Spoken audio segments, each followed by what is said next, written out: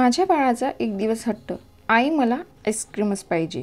आता म्हटलं हिची सर्दी आताच नेमकीच बरी झाली, मग काय आता आईस्क्रीम कुठून द्यायची. म्हणून मी काय केलं, अशा पद्धतीने पुडिंग तयार केली आणि तिला म्हटलं अगं हे घे आईस्क्रीम. आणि तिला इतकी आवडली, ती सारखं सारखं हेच खात होती. आहे ना भन्नाट आयडिया. तर तुम्ही सुद्धा अशा पद्धतीने नक्की बनवून बघा. थंबनेल बघून तुम्हाला वाटलं असेल किती अवघड असेल ही रेसिपी.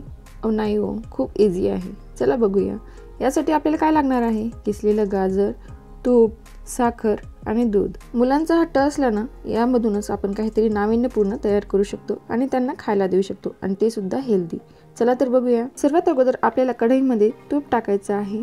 तूप मेल्ट झाल्यानंतर आपल्याला यामध्ये टाकायचा आहे गाजराचा किस. गाजराचा किस आपल्याला व्यवस्थित परतून घ्यायचा आहे. आणि हो, तुम्ही जर चॅनलवर नवीन असाल तर चॅनलला सबस्क्राईब करायला विसरू नका. साधारण 4 ते 5 मिनिट आपल्याला हा व्यवस्थित परतून घ्यायचा आहे.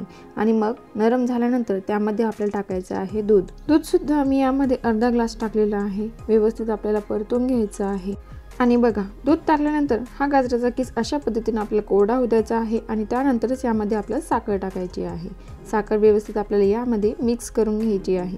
साखर टाकल्यानंतर सुद्धा साखरेचं पाणी होत असते, त्यामुळे या हलव्यामधील पाणी हे आपल्याला कोरडं होऊ द्यायचं आहे. आणि त्यानंतरच यामध्ये आपल्याला ड्रायफ्रूट्स टाकायचे आहे.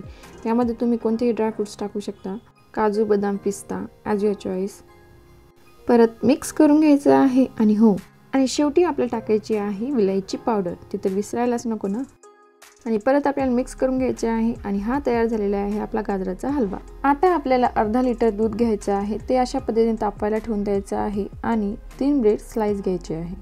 ह्या 3 ब्रेडचे किनारे आपल्याला अशा पद्धतीने कट करून घ्यायचे आहे. आता बघा, जेव्हा आपण चाकू किंवा सुरीने कट करतो ते व्यवस्थित कट होत नाही, पण तुम्ही अशा पद्धतीने जर कैचीने कट केलं तर व्यवस्थित कट होतात. माझ्या प्रत्येक व्हिडिओमध्ये काही ना काही नवीन असते, त्यामुळे या व्हिडिओमध्ये सुद्धा तुम्हाला काहीतरी नवीनच शिकायला मिळाले असेल, नाही का? त्यामुळे व्हिडिओला लाईक नक्की करा. मध्ये मध्ये दूध सुद्धा आपल्याला अशा पद्धतीने हलवून घ्यायचं आहे. आपण जे ब्रेड घेतलेले होते ते आपल्याला कैचीच्या मदतीने अशा पद्धतीने कट करून घ्यायचे आहे, किंवा तुम्ही मिक्सरमध्ये त्याची पावडर सुद्धा केली तरी चालते. आणि हे दूध सुद्धा मध्ये मध्ये हलवून घ्यायचं आहे. आणि हे आपल्याला आटवून घ्यायचं आहे. बघा, हे दूध सुद्धा पहिल्यापेक्षा खूप घट्ट झालेलं आहे. आता आपल्याला यामध्ये टाकायची आहे ब्रेडची पावडर.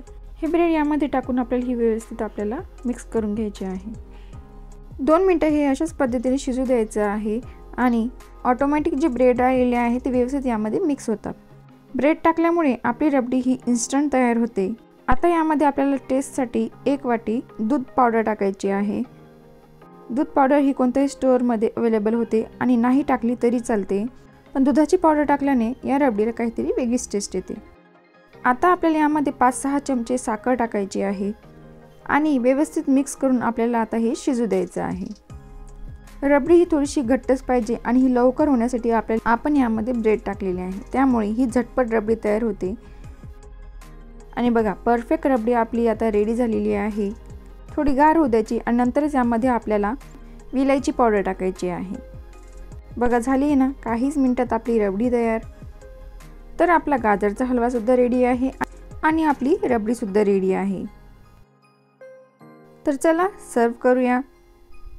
तर मी इथे काचेचा ग्लास घेतलेला आहे. तुमच्याकडे कोणतंही काचेचं भांडं असेल तर तुम्ही घेऊ शकता, किंवा कोणतंही वेगळं भांडं घेतलं तरी चालते. त्यामध्ये गाजरचा हलवा आपल्याला अशा पद्धतीने टाकून घ्यायचा आहे. नंतर त्यावर आपल्याला ही लाटसर रबडी यावर टाकायची आहे. नंतर परत आपल्याला गाजराचा हलवाची लेयर टाकायची आहे. किनारे हे व्यवस्थित आपल्याला दाबून घ्यायची आहे, नाहीतर ती रबडी खाली पडते आणि त्याला शेप व्यवस्थित येत नाही. बघा, अशा पद्धतीने त्याची किनारे आपल्याला व्यवस्थित स्प्रेड करून घ्यायचे आहे, त्यामुळे रबडी खाली येणार नाही. आणि हो, असेच नवीन नवीन रेसिपी बघण्यासाठी शुभ उर्सर चॅनलला सबस्क्राईब केलेले नसेल तर चॅनल नक्की सबस्क्राईब करा. आता यावर आपण परत एकदा रबडी टाकून घेऊ, आणि यावर आपण ड्रायफ्रुट्स टाकून घेऊ. गाजरच्या हलव्यामध्ये काजू बदाम आपण टाकलेली आहे, यावर आपण आता पिस्ता टाकून घेऊ. बघा, किती छान दिसते ना. दिसायलाच नाही तर खायला सुद्धा तेवढीच टेस्टी ही झालेली आहे. तर ही रेसिपी तुम्ही सुद्धा घरी करून बघा. आणि हो, मला कमेंटमध्ये नक्की सांगा तुमची रेसिपी कशी झाली. एन्जॉय करा, हेल्दी खा आणि हेल्दी राहा.